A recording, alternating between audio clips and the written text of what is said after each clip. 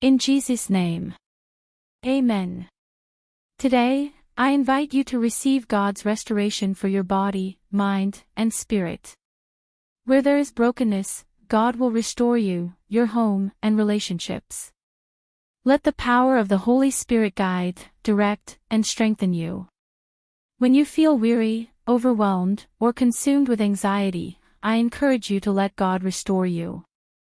You are not alone, and God is a restorer. God will restore and calm your troubled mind, broken relationship, and restless heart.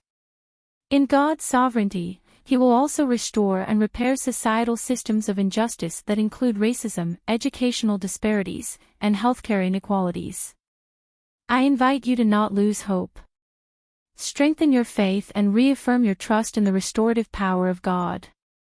Whatever current season you are facing, be reassured of this: God has not forgotten about you and can restore the most broken situation. Allow God to heal you and make room for God's word to move and speak life. Friend, God's restorative power is transforming, true, and steadfast. Find encouragement that God continues to mend, restore, and renew you and this broken world.